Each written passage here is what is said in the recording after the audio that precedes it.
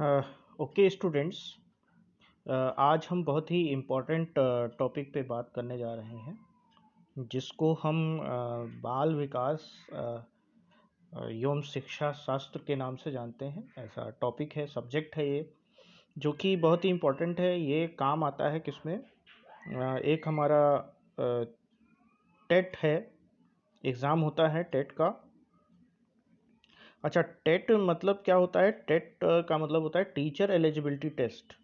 यानी आपको अगर टीचर बनना है तो आपको ये एग्ज़ाम क्वालिफाई करना पड़ेगा, ठीक है ना।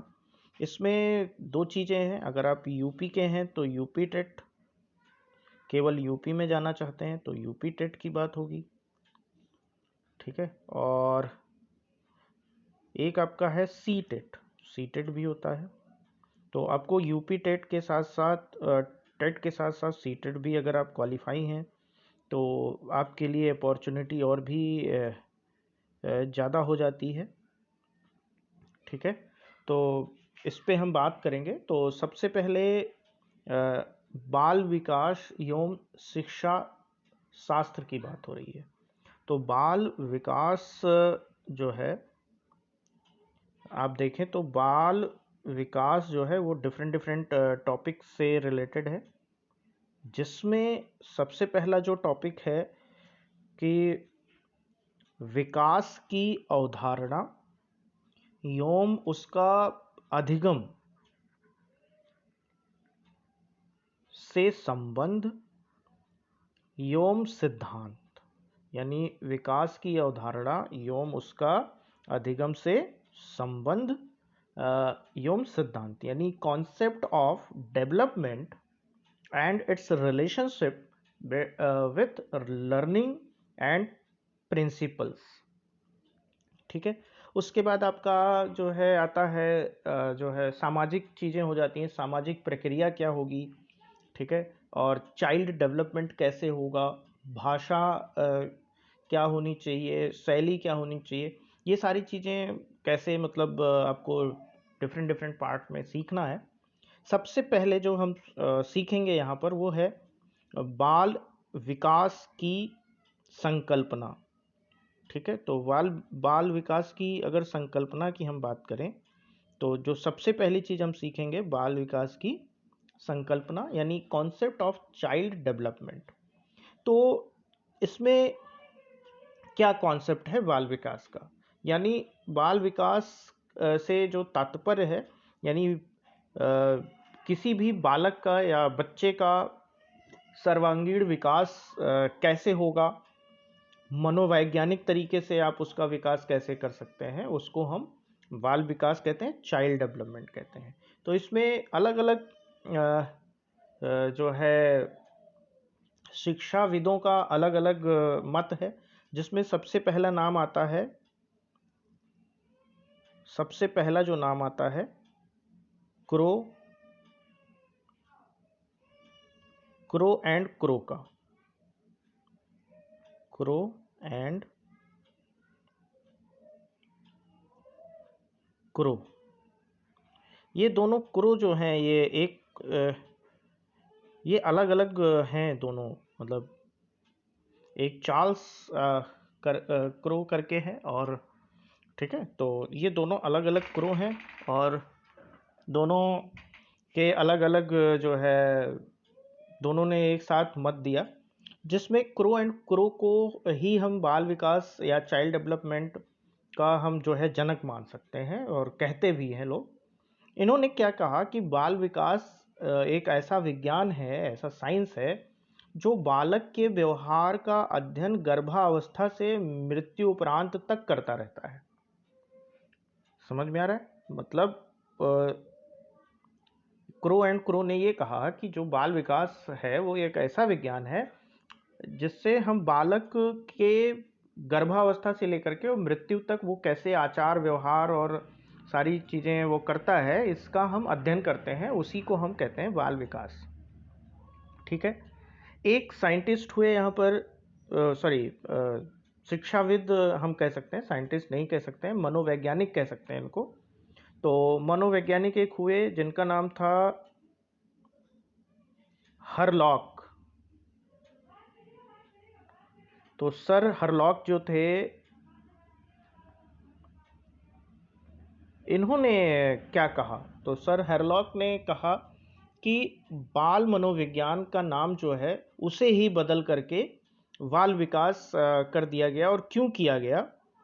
इसके पीछे लॉजिक ये है कि बाल मनोविज्ञान पर हम उसी बात पर बहस करते हैं या अध्ययन करते हैं जो कि किसी भी बालक के विकास के हर पहलुओं को ध्यान रखता है। ठीक है, जबकि मतलब ऐसा भी हो सकता है कि मतलब बाल मनोविज्ञान हम किसी एक पहलू पर, एक पक्ष पर बात करें, लेकिन ऐसा नहीं है। बाल मनोविज्ञान जो है को ही हम बाल विकास कहते हैं, जिसमें हम बालक के हर विकास के बारे में हम वहाँ पर बात करते हैं। ठीक है। अच्छा, एक और उन्होंने ये सिद्धांत दिया। ठीक है, यानी कि इन सबके बाद एक शिक्षाविद और हुए या मनोवैज्ञानिक और हुए, या मैं कह रहा हूँ कि समाजशास्त्र के जो है संबंध में डार्विन एक मनोवैज्ञानिक हुए। उन्होंने ये कहा कि जो बाल विकास है वो व्यवहारों का विज्ञान है, जो कि बालक के व्यवहार, आचार विचार को गर्भावस्था से लेकर के मृत्यु उपरांत तक अध्ययन करता है। ठीक है, तो यानी डार्विन भी एक नाम हम यहाँ पर डार्विन का भी लिख सकते हैं। ठीक है, अगर हम लिखना चाहें तो डार्विन का नाम यहाँ पर हम लिख सकते हैं। ठीक है, तो डार्विन का नाम भी लिख सकते हैं। यानी 3 साइंटिस्ट हैं और तीनों के अलग अलग। क्रो एंड क्रो ने क्या कहा? अच्छा देखिए, अगर सार निकाला जाए तो सब एक ही है। क्रो एंड क्रो ने कहा कि बाल विकास एक विज्ञान है जो बालक के व्यवहार का अध्ययन गर्भावस्था से मृत्यु उपरांत तक करता है। फिर हेरलेक ने कहा कि बाल मनोविज्ञान जो है उसी को हम बाल विकास कहते हैं, और इसमें हम क्या करते हैं, बालक के विकास के सभी पहलुओं को का अध्ययन करते हैं। फिर जो है डार्विन आए, उन्होंने भी वही कहा कि बाल विकास जो है वो एक व्यवहारों का विज्ञान है। यानी क्रो एंड क्रो ने जो कहा था वही डार्विन ने भी कहा, लेकिन अपने शब्दों में कहा।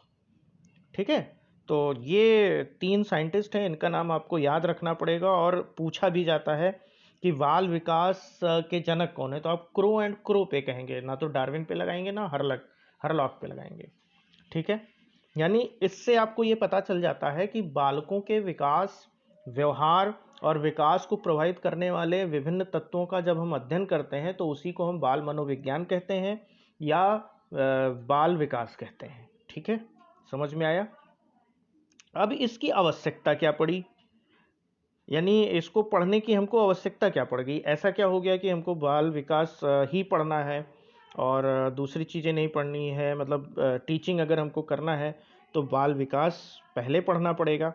अच्छा, एक चीज़ और है, ये जो आप टेट की बात कर रहे हैं तो ये तो टेट में आता ही आता है, लेकिन अगर आप फर्दर पेपर देने जा रहे हैं, कुछ लोग नेट का पेपर देने जाते हैं, नेशनल एलिजिबिलिटी टेस्ट।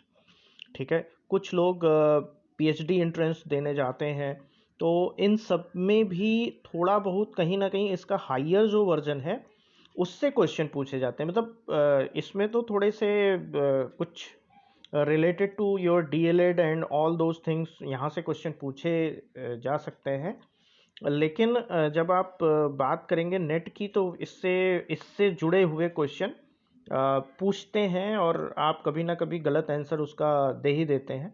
ठीक है, और वहाँ पर इसको हम बाल विकास नहीं कहते हैं, वहाँ पर इसको हम कहते हैं टीचिंग पेडागोजी। ठीक है, तो रहता वही है लेकिन थोड़ा सा नाम चेंज हो गया। अच्छा, अब यहाँ पर देखें, अब की बात करेंगे तो बाल विकास की आवश्यकता है क्या है, मतलब यानी नीड ऑफ चाइल्ड डेवलपमेंट। ठीक है, तो नीड ऑफ चाइल्ड डेवलपमेंट अगर हम देखें तो क्या ज़रूरत है हमको, उसकी हमको क्या ज़रूरत है? ठीक है, नीड, तो क्या आवश्यकता है ये हम पढ़ेंगे। तो सबसे पहले अगर हम किसी भी बच्चे का बात करें तो किसी भी बच्चे का अगर हम मनोवैज्ञानिक तरीके से बालकों के मनोरचना की जानकारी अगर हमको नहीं है तो हम उस बच्चे को पढ़ा नहीं सकते। सबसे पहली चीज, यानी बालक को क्या अच्छा लगता है, बालक के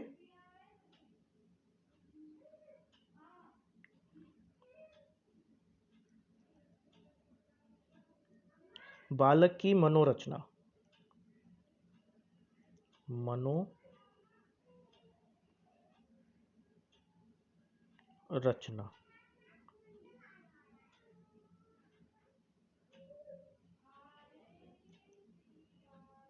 ठीक है। तो बालक के मनोरचना की अगर हम बात करें,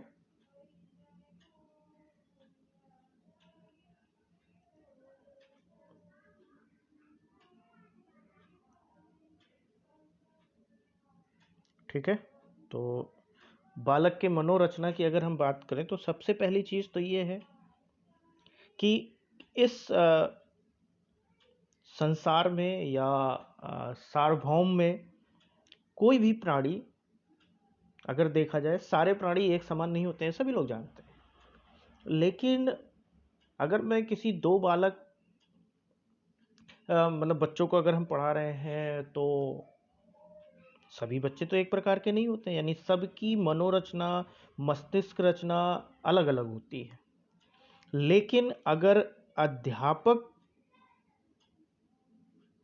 हैं आप और आपको ये सुविधा नहीं मिल पाती है कि आप हर बालक के पास जाएं और उसके अलग अलग मनोरचना के अनुसार शिक्षा प्रदान करें,